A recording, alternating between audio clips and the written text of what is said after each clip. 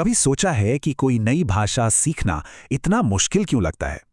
आज हम एक ऐसे तरीके को समझने वाले हैं जो पारंपरिक रटने वाले तरीकों से बिल्कुल बिल्कुल अलग है।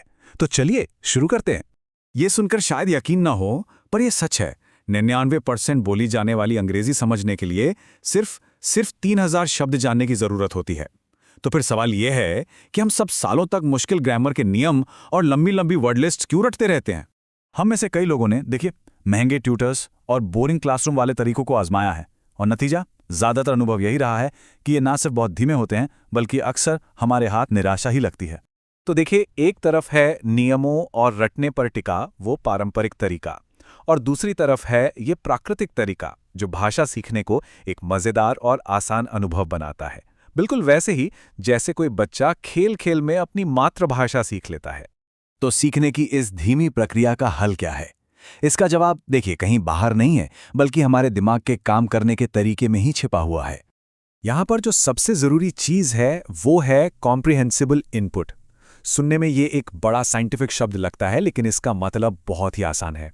हमारा दिमाग शब्दों को तब सबसे तेजी से सीखता है जब उन्हें किसी विजुअल, मतलब किसी देखने लायक माहौल या एक्शन से जोड़ा जाता है। इसको समझने के लिए चलिए एक व्लॉग का उदाहरण लेते हैं। मान लीजिए व्लॉग बनाने वाला बाहर एक कुत्ते की तरफ इशारा करके कहता है, ये कुत्ता बेज रंग का है। फिर वो कैमरे को घास की तरफ घुमाता है और दिखाता है कि देखो, छोटी कटी हुई घास और लंबी बड़ी घास में क्या फर्क है। और सबसे बढ़िया, जब कोई नींबू चखता है और उसके एक्सप्रेशन से पता चलता है नींबू खट्टा होता है। आपको पूरा वाक्य समझने की जरूरत ही नहीं है, दिमाग उन विजुअल्स और एक्शन को देखकर मतलब अपने आप निकाल लेता है। ये बात बिल्कुल सही है। यहां भाषा के बारे में पढ़ा नहीं जा रहा है, बल्कि सीधे उसमें उतरा जा रहा है। सोचिए, माँ बाप बच्चों को ग्रामर थोड़ी पढ़ाते हैं, वो तो बस नींबू दिखाकर कहते हैं खट्टा, और बच्चा समझ जाता है। और इसका नतीजा, ये विजुअल तरीका किसी भी आम क्लासरूम के पाठ से 4 गुना ज्यादा असरदार है। जी हां, 4 गुना।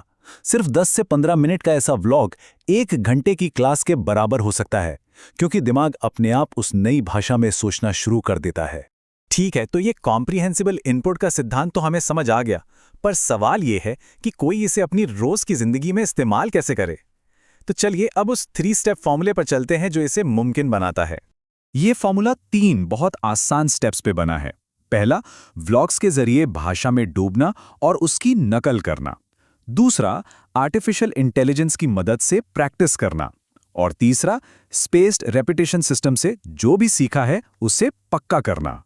तो पहला कदम है शैडोइंग। अब इसका मतलब सिर्फ सुनना नहीं है, बल्कि सुनकर ठीक वैसा ही बोलने की कोशिश करना है।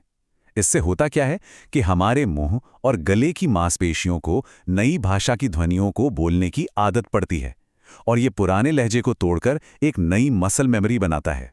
दूसरा कदम है प्रैक्टिस को और मजबूत करना। इसके लिए खास तौर पर डिजाइन किए गए एआई प्रॉम्प्ट्स का इस्तेमाल किया जाता है। अब एआई का नाम सुनकर यह शायद थोड़ा टेक्निकल लगे, पर यकीन मानिए ये बहुत आसान है। बस पहले से तैयार प्रॉम्प्ट को कॉपी और पेस्ट करना होता है। और अब हम आते हैं इस फॉर्मूले के आखिरी और शायद सबसे जरूरी हिस्से पर, जो सीखने की सबसे बड़ी चुनौती यानी हमारी भूलने की आदत का हल निकालता है। साइंस में इसे फॉरगेटिंग कर्व कहते हैं। ये सीधी सी बात बताता है कि हमारा दिमाग किसी भी नई जानकारी को समय के साथ कैसे भूलने लगता है अगर उसे दोहराया ना जाए। तो ये स्पेस रेपिटेशन सॉफ्टवेयर यानी एसआरएस इस फॉरगेटिंग कर्व को हैक कैसे करता है? बहुत ही स्मार्ट तरीके से। जब कोई शब्द आसानी से याद हो जाता है तो सॉफ्टवेयर उस फ्लैश कार्ड को कई दिनों या हफ्तों बाद दिखाता है, पर जो शब्द मुश्किल लग रहा है वो बार बार और जल्दी जल्दी हमारे सामने आता रहता है।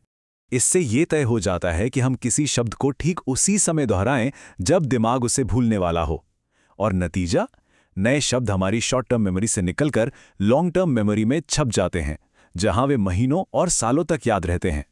तो इस पूरे 3 स्टेप फॉर्मूले का सबसे बड़ा सीक्रेट क्या है? वो है आदत।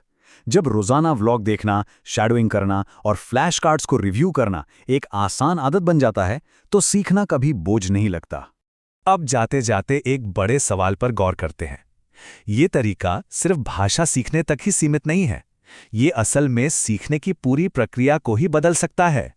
अगर ये विजुअल और कंटेक्स्ट पर आधारित तरीका भाषा सीखने में इतना कमाल का है कि बिना नियम रटे भी महारत हासिल की जा सकती है, तो क्या यही तरीका आगे चलकर कोडिंग, मैथ्स या म्यूजिक जैसे मुश्किल सब्जेक्ट्स को सिखाने के पूरे सिस्टम को हमेशा के लिए बदल सकता है?